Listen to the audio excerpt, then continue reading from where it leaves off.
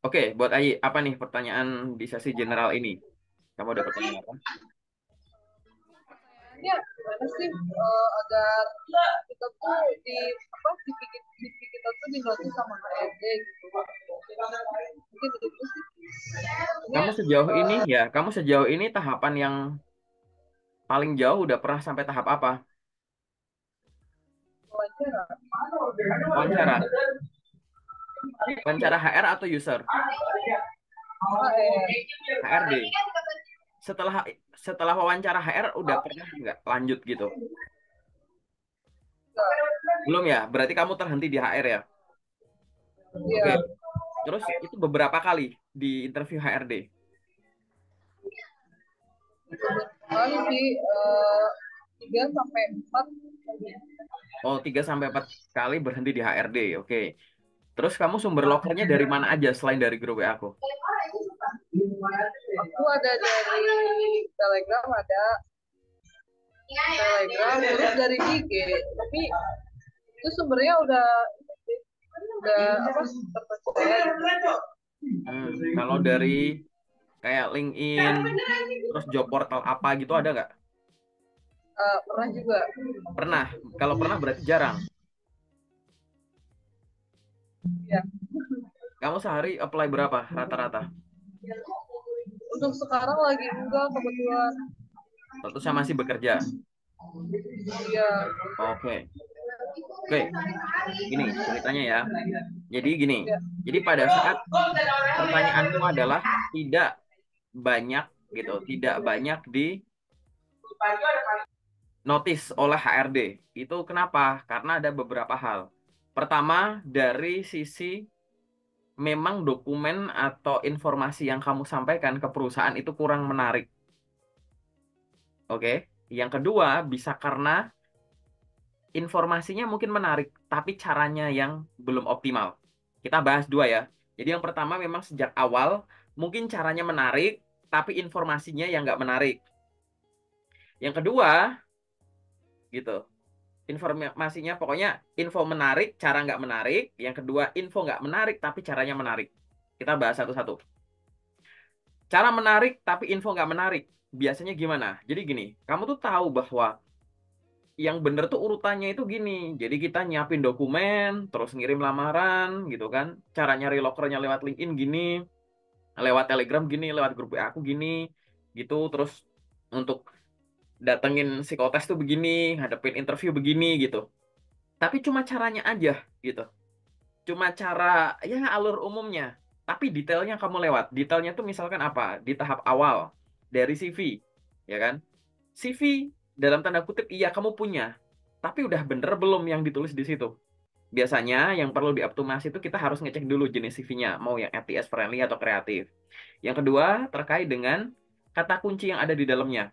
Profesi-profesi yang kamu incar itu kan pasti membutuhkan suatu kualifikasi. Nah, kualifikasi itu apakah sudah kamu jawab dengan kata-kata kunci di CV-mu juga? Jangan sampai CV-mu gampang dibaca, tapi yang dicari nggak ada. Dibaca enak, dibaca gampang, tapi yang dicari itu nggak ada kata kuncinya. Nah, itu juga akan menjadi kurang menarik. Selalu diingat bahwa kamu bukan kandidat tunggal. Kamu pasti akan dibandingkan dengan kandidat lain, gitu. Jadi kamu harus paham itu di situ. Itu detail yang pertama, ya. Jadi jangan sampai itu. Yang kedua adalah lampiran dokumen pendukung. Kalau kamu ngirim lamaran ke A, B, C, D, E gitu-gitu, caranya beda-beda. Jangan hanya mengirimkan CV saja. Lampirkan dokumen pendukung, gitu. Dokumen pendukung paling kuat apa? Ya portofolio kalau mau paling kuat. Kalau nggak punya portofolio, bisa bikin. Tapi kalau jangka pendek, mungkin dokumen-dokumen penyerta, sertifikat-sertifikat pendukung, entah itu ijazah, paklareng, sertifikat mengikuti pelatihan apa, gitu. Dan dokumen-dokumen pendukung lain yang kamu tahu. Nah, jadi akhirnya akan ada surat lamaran kerja, CV, dan lampiran pendukung. Lamaran kerja ini ibaratnya kamu ngasih tahu bahwa kamu ngetuk pintu gitu loh, perkenalan diri dan menyampaikan maksud. CV, kamu menjelaskan tentang perjalanan karirmu. Dokumen pendukung itu penguat, gitu. Penguat bahkan bisa jadi bukti karya pada saat kamu ada di perjalanan karir itu. Nah, itu harus disiapkan secara benar. Nanti di sesi kedua kita akan bahas ya. Apakah dari sisi dokumen ini udah semeyakinkan itu. Tapi dengan fakta tadi, kamu sudah diundang sampai ke interview HR, artinya tanpa aku tahu dulu, kita bisa bilang kamu tuh di atas kertas udah menarik gitu loh. Karena kamu udah diizinkan lolos ke tahap selanjutnya. Jadi seolah-olah tuh kamu ngirim lamaran, nah berdasarkan dokumen ini, itu cocok kok untuk posisi ini, oke, lanjut ke tahap selanjutnya gitu. Jadi kalau udah keundang, bisa kita bilang bahwa inimu udah menarik tanpa perlu aku review ya gitu. Itu udah menarik gitu. Itu detail yang pertama. Detail yang kedua adalah pada saat kamu menemukan info locker dan cara-caranya. Banyak orang tahu, kamu tahu aplikasi ini, tahu website ini, tahu sosmed ini, tahu. Tapi belum paham cara menggunakannya. Kamu tahu LinkedIn nggak? Tahu. Pasti, kalau aku tanya, kamu tahu LinkedIn nggak? Pasti bilang tahu, gitu. Tapi apakah iya kamu sudah paham cara makainya yang optimal, gitu? Karena apa? Karena kalau cara kita baru ngomongin kelengkapan isinya dulu ya, gitu. Jadi dari isinya menarik, isinya belum menarik tapi caranya menarik. Caranya mungkin kamu tahu, misalkan cara ngirim lamaran di LinkedIn, cara bikin postingan, cara komen gitu. Tapi isinya belum komplit gitu. Nah, ini hal-hal detail-detail semacam ini biasanya adalah kendala di caranya bagus tapi isinya kurang bagus. Makanya kurang optimal gitu ya. Jadi caranya udah paham, udah bagus tapi isinya nggak bagus. Atau sebaliknya, isinya bagus. Jadi kamu bikin CV itu udah bagus, dokumen pendukung tuh udah bagus. Tapi cara ngirimnya itu yang kurang bagus, kurang optimal. Mungkin kamu bisa yang namanya secara teori itu, oh gini, kalau ditanya gini, jawabnya gini. Interview itu pakaian harus begini, ekspresi harus gini, gini. Begitu di tempat, itu nggak bisa kamu aplikasikan. Karena kamu, ya tadi, nggak berlatih dan lain-lain, gitu. Jadi di sini itu adalah modalnya udah bagus, teorinya bagus, tapi prakteknya yang belum bagus. Nah, kita kasih satu contoh dari jawaban kamu barusan, gitu. Sekarang statusnya kamu masih bekerja, tapi intensitas ngirimmu itu masih rendah. Nah, jadi kalimat pertamaku adalah gimana nanti kamu banyak dinotis oleh perusahaan kalau intensitasmu juga rendah. Kecuali intensitasmu udah tinggi, terus habis itu responnya rendah, itu beda lagi tuh. Gitu. Ini kan kamu masih intensitas rendah. Teman-teman di grup itu per hari itu bisa 20 sampai 30 CV dikirim rata-rata. Itu weekend atau weekday. Itu yang masih masih belum kerja sampai udah kerja sama gitu. Itu yang ini ya, yang udah sharing sama aku ya gitu. Karena aku kan cuplik-cuplikin orang-orangnya gitu. Dan itu konsisten. Nah, kamu kalau sehari kadang iya, kadang enggak, seminggu kadang hari ini iya, besok enggak gitu kan, kendalanya orang untuk apply job untuk orang yang udah bekerja adalah nggak punya waktu, ya kan? Waktu udah habis buat istirahat. Belum nanti misalnya kerjanya pagi sampai sore, belum nanti overtime, belum perjalanan pulang ke rumah, belum buat bersih-bersih, set, udah ngamut gitu. Habis itu weekend, set, ketemu weekend buat full istirahat. Karena udah nggak mau berkutat lagi dengan megang laptop, nggak mau berkutat lagi dengan buka-buka ini itu. Ya itu, kendalanya akan ada di situ. Akhirnya intensitasmu rendah gitu. Bayangin kalau kamu sehari katakanlah 5, sehari 5 kali 30 hari sebulan, berarti berapa? 150 katakanlah gitu. Nah, sehari 5 aja kamu konsisten tiap hari, itu teman-teman di grup tuh ada yang bisa ngelakuin antara 5 sampai dengan 8 hari gitu. Yang kamu lakukan selama sebulan, teman-teman bisa lakukan dalam waktu seminggu. Itu kalau 5. Aku yakin deh, kamu belum tentu sehari itu ada apply. Pasti ada yang bolong-bolong tuh. Mesti lebih rendah. Kita bikin 3. 3 kali 30 hari. Berarti berapa? 90. Yang kamu lakukan selama sebulan, teman-teman tuh lakukan dalam waktu 3 sampai 4 hari aja. 3 sampai 5 lah. Gitu. Kamu lakuin sebulan, teman-teman cuma 3 sampai 5 hari. Nggak ada seminggu. Nah, akhirnya balik lagi. Gimana? Di notice kalau kamu nggak intens gitu. Sebagus apapun nanti CV-mu aku review, dokumenmu sebagus apapun. Kalau nggak intens, gimana perusahaan targetmu itu tahu kalau ada orang sehebat kamu yang lagi nyari job? Ya nggak? Gitu. Nah, ini gambaran aja bahwa yang tadi yang pertama adalah caranya benar, tapi dokumennya salah. Yang ini adalah dokumennya benar, tapi caranya yang salah. Gitu. Nah, ini sebenarnya simpel-simpelnya tuh secara umum di situ, secara umum ya, gitu. Nah, setelah paham secara umum tadi, maka selesaikan dulu yang umum ini dulu. yang bisa dikontrol. Dari sisi apa? Oh, berarti intensitasku harus tinggi. Gini, dokumennya harus bener dulu nih. Ya kan? Dokumennya harus bener dulu. Memastikan CV dan dokumen pendukung udah bener dulu. Nanti di sesi kedua kita akan bahas. Ya, gitu. Itu udah benar. Dah, kalau bikinnya udah benar, sekarang cara pakainya. Nanti kamu harus pastikan cara pakai LinkedIn itu yang bener gimana. Di LinkedIn itu ada banyak cara. Loket tersembunyi di LinkedIn itu jauh lebih banyak daripada yang beredar. Gitu. Itu banyak gitu. Belum yang platform-platform lain gitu. Terus itu baru bener caranya, ya kan? Terus apalagi intensitasnya. Kadang kamu banyak, kadang dikit, kadang enggak sama sekali, gitu. Nah, itu dibikin flat dulu, bikin target pribadi. Sehari minimal harus gini. Kalau di hari kerja, kamu masih kerja, minimal sehari itu bisa berapa. Tapi kalau pas lagi libur, itu berapa. Itu. Ditetapin angka. Angka yang nyebut kamu sendiri, gitu. Nah, itu udah ada perbaikan dari sisi itu tuh, ya kan? Gitu. Kalau dari sisi itu udah, tinggal nanti di monitoring gitu. Itu cara yang termudah dulu yang secara umum, ya kan? Itu kita ngomongin cara di notice tapi yang diperbaiki yang umum dulu. Ya, udah selesai. Nah, kalau yang umum ini udah kamu lakukan konsisten, harusnya lebih sering di notice, ya kan? Kalau lebih sering di notice itu artinya apa? Undangan ke psikotes lebih banyak, undangan interview lebih banyak, gitu kan? Nah, tahap selanjutnya adalah percuma banyak di notice kalau kamu di tahap itu belum ketemu masalahnya. Dengan di notice kan harapanmu jumlah interviewmu lebih banyak, ya nggak? Misalkan bulan kemarin 5, bulan ini 15, gitu. Itu udah menjawab pertanyaanmu, tapi belum menjawab masalah. Karena pertanyaanmu hanya perlu di notice. Kalau di notice, berarti kamu sampai ke interview. Tapi kan ibaratnya, percuma interviewnya makin banyak, kalau kamu kendala di interview ini nggak selesai, tetap aja tetap ditolak terus. Gitu. Jadi sering ke teman-teman yang nanya, sebenarnya di video-video sebelumnya udah aku upload ke itu banyak ya, aku sampaikan bahwa jangan berhenti di notice, buat apa di notice gitu, direkrut lah gitu. Ya kan? Kalau cuma notice gampang gitu. Cuman rekrut itu masalahnya. Nah, jadi setelah gini, setelah nanti CV-nya kita benerin dan dokumennya, ya kan? Tahap selanjutnya kamu pastikan caranya bener, ya kan? Tahap kedua. Yang ketiga, konsistensi dulu. Dah, baru yang keempat tadi selesaikan tahap yang paling jauh yang kamu pernah dan tahap yang kamu paling sering gagal gitu. Jadi itu harus dilakukan kan? Kan kamu pengen ada alirannya tinggi lah. Kalau di sini mampet ya berhenti terus aja di sini.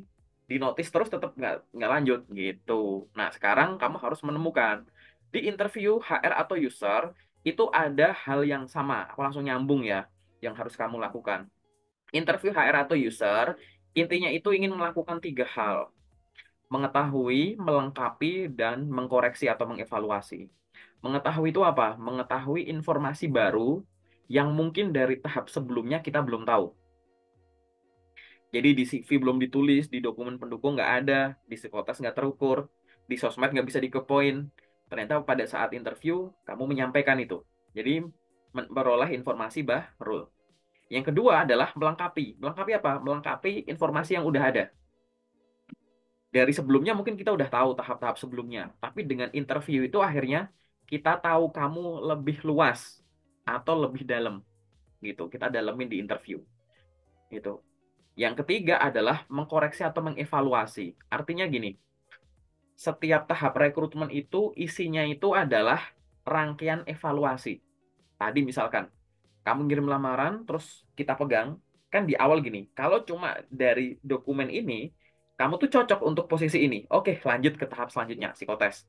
Berdasarkan hasil psikotes dan dokumenmu, kamu cocok sih untuk posisi ini, lanjut ke tahap selanjutnya terus gitu. Jadi isi rekrutmen itu adalah rangkaian penilaian. Nah, interview itu termasuk. Jadi di situ ada evaluasi dan koreksi penilaian kita terhadap kamu, apakah masih sama atau ada hal-hal yang perlu kita koreksi. Berdasarkan tahap sebelumnya aku pikir kamu cuma bisa gini ya, ternyata setelah evaluasi, ternyata setelah interview ternyata kamu bisa gini ya gitu. Nah, interview HR atau user intinya tuh tiga hal ini dilakukan: mengetahui, melengkapi, dan mengkoreksi atau mengevaluasi. Mengetahui hal baru, melengkapi info yang udah ada, dan mengevaluasi serta mengkoreksi penilaian kita terhadap kamu sampai di tahap itu.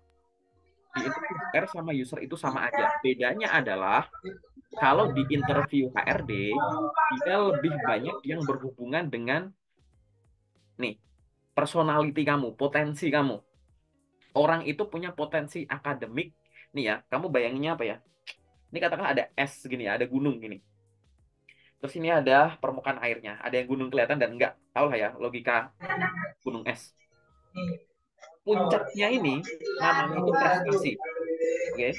Bawahnya ini namanya potensi. Nah, perusahaan itu tuh pengen tahu terkait dengan ini, potensi dan prestasimu secara akademik maupun non-akademik. Itu gimana? Termasuk kondisi psikologi, emosi kamu, intelijensi kamu, dan lain-lain. Kayak gitu. Termasuk hal-hal yang berkaitan dengan proses rekrutmen. Gitu. Lebih ke arah sana ngegalinya dari sisi HRD gitu. Kalau user lebih ke kesiapan kamu dalam bekerja dan berinteraksi menghadapi case-case nyata di tim yang sudah ada. Jadi kalau si HRD itu nanti ya lebih ke tunggu sebentar.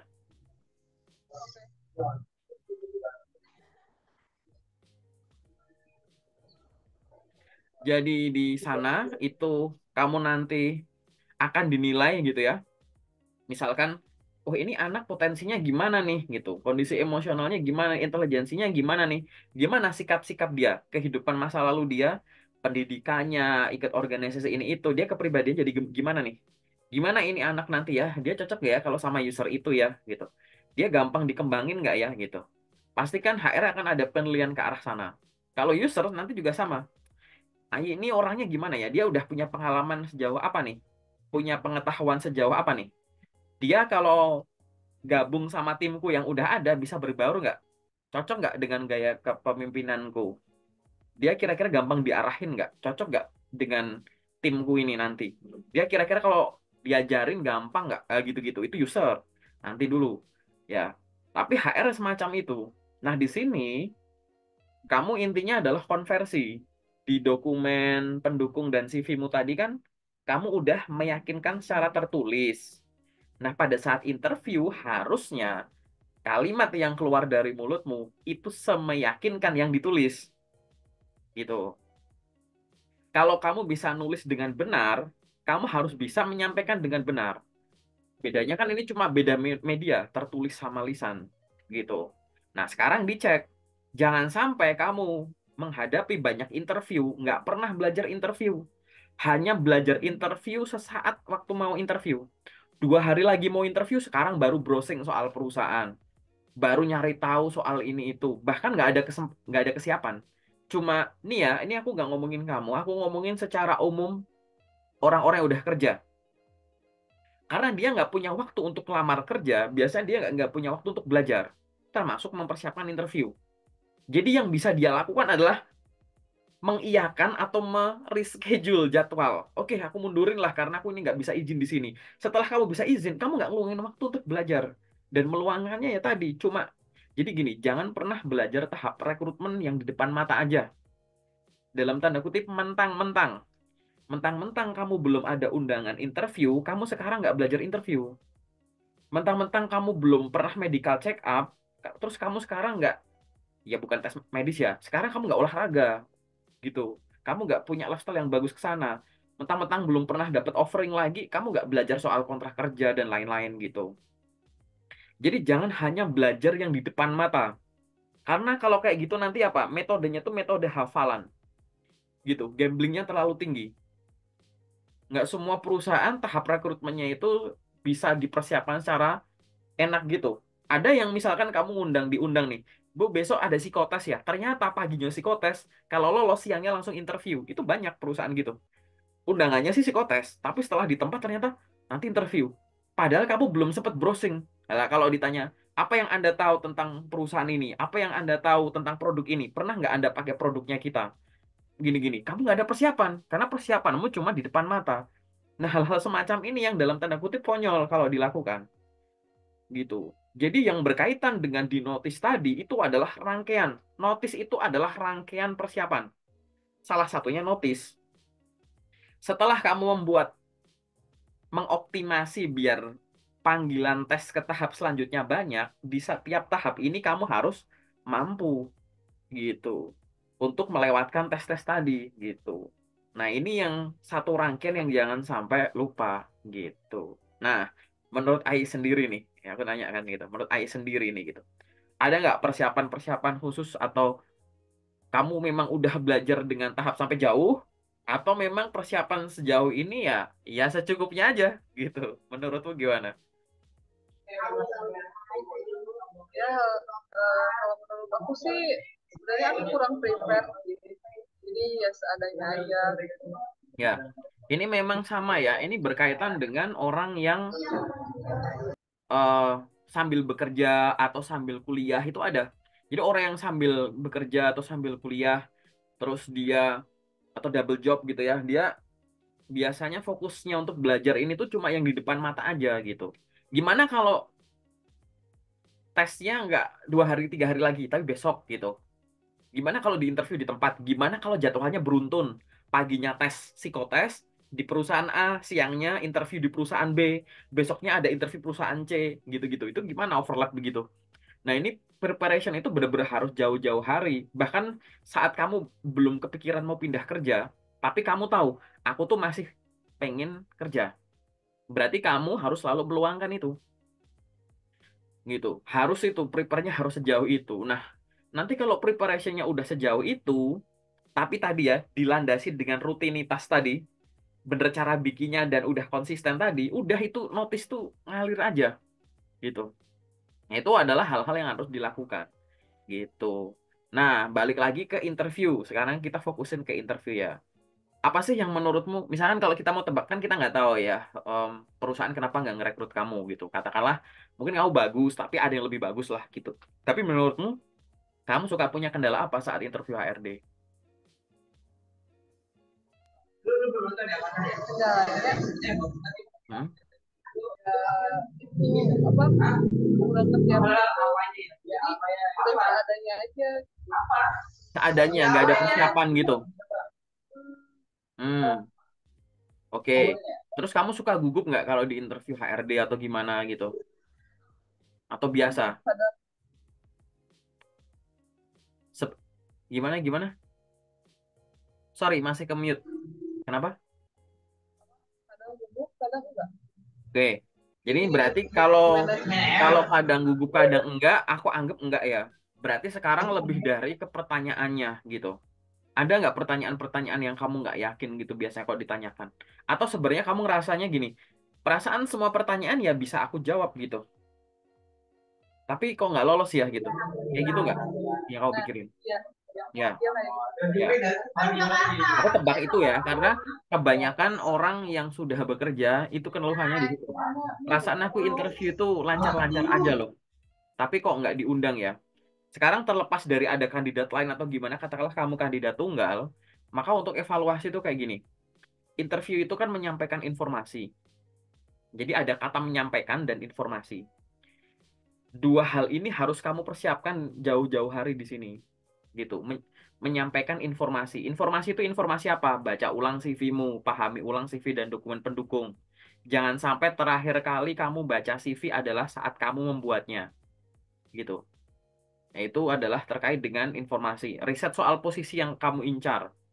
Tanpa aku tanya, kamu harus tahu apa KPI posisi yang kamu lamar, apa tugas dan tanggung jawab orang yang di posisi itu, tools apa yang dipakai, keterampilan apa yang harus dimiliki, gitu-gitu. Gitu. Terus dia akan berinteraksi dengan siapa? Siapa atasannya? Siapa orang sedepartemen yang jadi partnernya? Kamu akan berinteraksi dengan departemen apa aja gitu-gitu itu harus di luar kepala. Terus riset soal perusahaan-perusahaan mungkin gitu. Dan kamu harus apa? Belajar tentang pertanyaan interview yang biasa muncul, taruh di sini. Itu baru sih tadi ya, menyampaikan informasi, tapi informasinya tuh udah kamu pegang. Tapi ada satu unsur lagi namanya menyampaikan. Nah, menyampaikan ini kamu harus latih.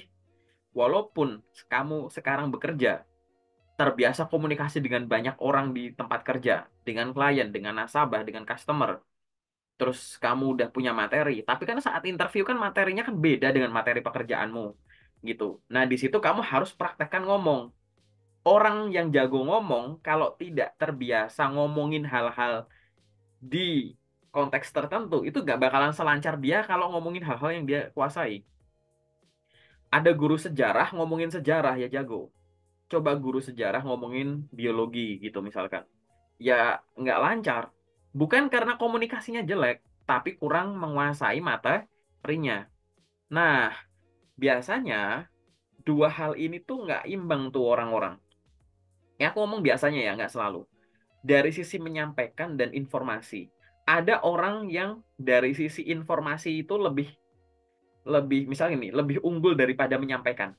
Jadi dia belajar interview tuh cuma nonton, nonton, baca, baca, baca, baca, baca, kurang praktek. Biasanya orang yang demikian, keluhannya ke aku adalah, Kak, aku tuh tahu loh harus jawab apa, tapi ngomongnya kok susah ya, gitu. Itu biasanya orang yang apa? Nih, ininya lebih dilatih, otaknya lebih dilatih dari mulutnya. Jadi mulutnya nggak bisa ngikutin kecepatan otak lah, bahasa simpelnya begitu aja, gitu. Karena dari sisi menyampaikan dan informasi, informasi ini yang dia latih banget, menyampaikannya enggak. Biasanya kendalanya begitu, keluhannya. Tapi ada yang sebaliknya, gitu.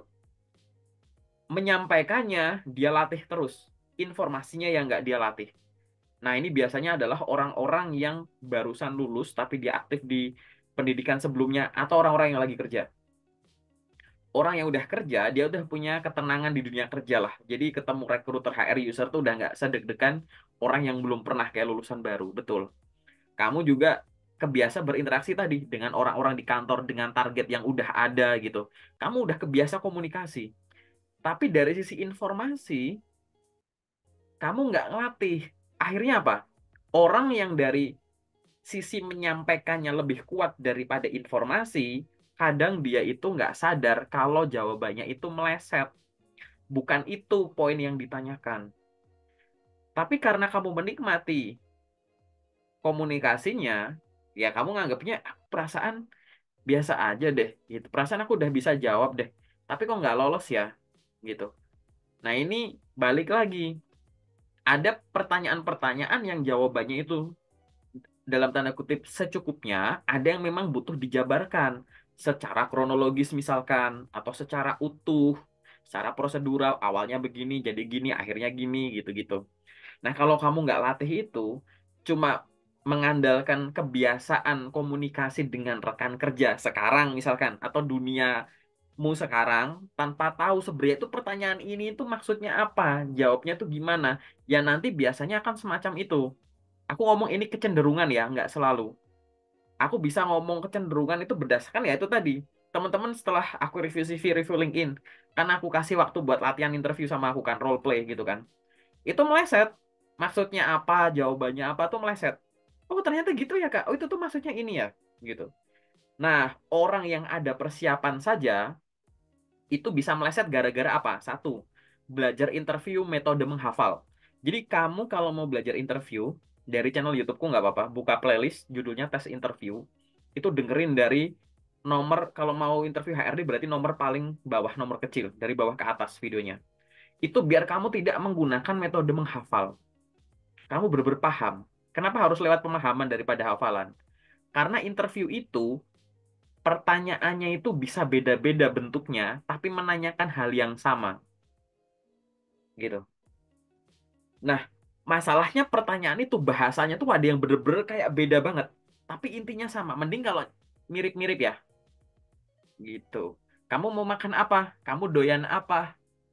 Kamu sekarang mau milih makanan apa? Itu kan mirip-mirip kayak gitu kan. Tapi ada bener-bener kalimat yang ini sama ini ternyata sama ya gitu. Itu harus dilatih itu. Kalau enggak nanti salah nangkep gitu. Banyak misalkan contoh case-case kemarin yang terakhir itu adalah teman-teman yang kan banyak ya orang kepengen kerja jadi staf admin ya gitu. Baik orang yang jurusannya admin administrasi ini itulah, bahkan orang-orang dengan jurusan di luar admin kan pada pengen jadi admin ya. Kayaknya dari tahun ke tahun itu orang yang mau jadi staf admin itu banyak. Nah, ini aku kasih contoh ya. Ada orang yang backgroundnya itu administrasi bisnis gitu. Yang administrasi perkantoran aja deh. Jadi ada orang yang backgroundnya itu administrasi perkantoran. Dia ngelamar kerja jadi admin, dia pernah magang jadi admin, pernah kerja jadi admin selama setahun lebih dikit gitu. Singkat cerita di interview, terus aku role play hal yang sama, tapi jawaban dia nggak nunjukin kalau dia tuh backgroundnya administrasi. Paham nggak? Itu tuh sama kayak, mohon maaf, aku sampai ngomong cara jawabmu tuh kayak orang-orang yang bukan berasal dari bidang itu, gitu. Kamu kayak orang yang berasal dari ya jurusan lain terus pengen jadi admin gitu, kurang nonjol gitu. Padahal kan dia harusnya menonjolkan gini, orang yang pengen jadi admin banyak. Tapi orang yang nggak pernah ngambil mata kuliah ini itu, dia nggak ngerti metode gini. Dia nggak ngerti cara make gini gitu. Nah itu silahkan ditunjukkan. Banyak misalkan yang kayak begitu, gitu. Ya itu yang harus kamu kuasai, gitu. Ada orang jurusan komunikasi, dia jago misalkan tentang desain grafis dan lain-lain. Tapi ada orang, tapi dia nggak bisa nonjolin itu ya gimana, gitu. Nah ini jangan sampai kejadian di kamu, gitu. Jadi kamu harus punya pembeda pada saat ngomong itu sebenarnya gini. Pada saat interview itu adalah momen paling mudah nunjukin bedanya kamu sama orang sejenis itu apa, gitu. Tapi kalau kamu ngomongnya sama, nih apa sih contoh? Aku misalkan nanya gini, Ayi sebelumnya kan kamu jualan hijab nih, bisa dijelaskan nggak tentang bisnismu jualan hijab? Kalau kamu ngomong secara umum, ngomongnya kurang lebih gini. Ya Bu, sebelumnya saya berjualan hijab di sosial media dan marketplace. Saya menjual hijab ke setiap pembeli yang ada setiap harinya gitu. Terus kayak aku mikirnya terus, ya penjual hijab itu ya menjual hijab ke pembeli gitu. Sama definisinya.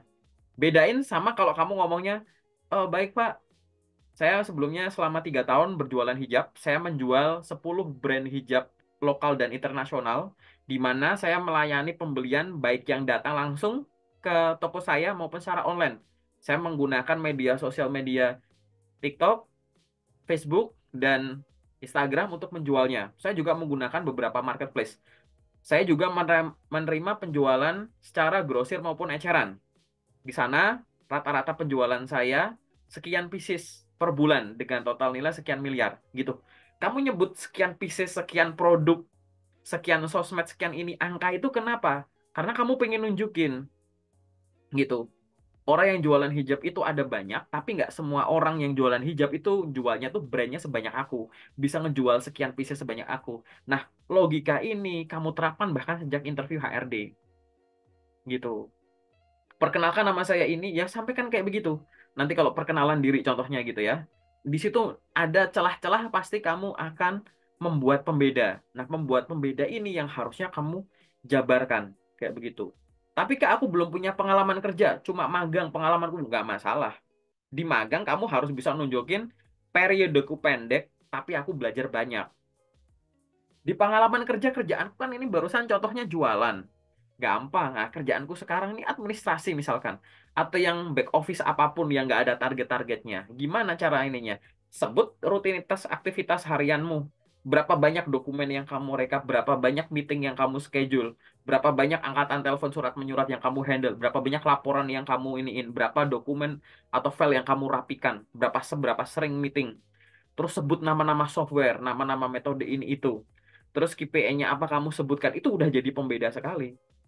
Nah, kamu harus bisa semeyakinkan itu. Orang ibaratnya gini ya. Kamu tahu kita ngomongin guru sejarah tadi ya. Pertanyaan kamu kan pasti pernah punya guru sejarah kan? Gitu. Nah, pertanyaanku, guru sejarahmu kira-kira hidup nggak tuh di kerajaan Majapahit tuh? Atau kerajaan Singasari, kerajaan apa gitu, enggak kan? Tapi guru-guru sejarah kita tuh mampu menceritakan sejarah seolah-olah mereka melihat dan mengalami langsung. Terus diceritakan ulang ke kita. Nah, sekarang coba kamu motivasi diri bahwa ada orang-orang yang sangat amat jago menceritakan, bahkan memahamkan suatu hal ke orang lain, bahkan dia sendiri nggak ngalami. Lah, pada saat interview itu, kan yang ditanya kan yang kamu lakuin sendiri, kamu alamin sendiri, kamu tulis sendiri di CV, masa nggak meyakinkan? Di luar sana ada orang-orang yang menceritakan hal yang nggak dialami aja secara meyakinkan. Artinya apa?